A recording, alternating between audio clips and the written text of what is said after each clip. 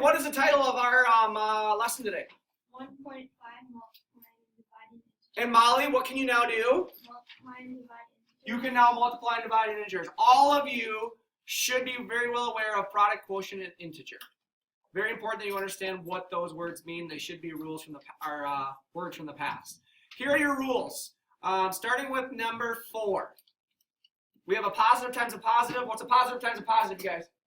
Positive. Not loud enough. What's a positive times a positive? Positive. Okay, pay attention because I'm gonna mix it up. What is a negative times a negative? Positive. Okay, what is a positive divided by a negative? Negative.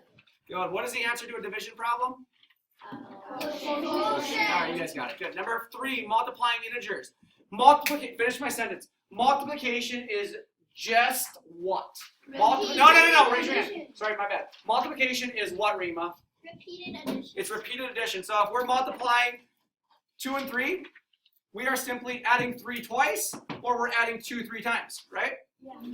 Awesome. So multiplication is repeated addition is all it ever is. Dividing integers. Dividing is simply taking a number and splitting it into equal parts. Period, right? Yeah. Take a number, split it into equal parts. You really, pay attention to this, this is something kind of new.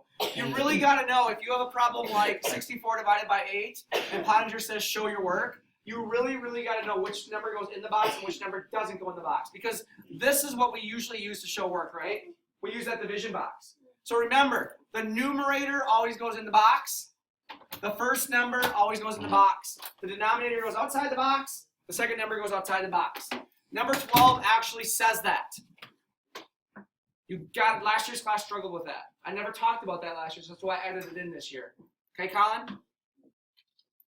Okay, Colin? Okay, good. I think we were 0 for on number 13. 0 for means no one did this. I gave you this problem. 2 times negative 3 plus negative 4 times negative 2. And nobody rewrote to start. Not one person in the class raised their hand and said, the first thing I did was rewrite because we had a positive and a negative together. Everybody, or most of you, actually started with order of operations and did this first. Remember, if you have 2 operational signs together, rewrite the problem. Understand? Yeah. Okay, good. And then number 5, the cheat sheet idea is always assess. Please look at every problem you're given and figure out, okay, what do I do first? What do I do first? And then start solving. Don't just start solving without figuring out what needs to be done first.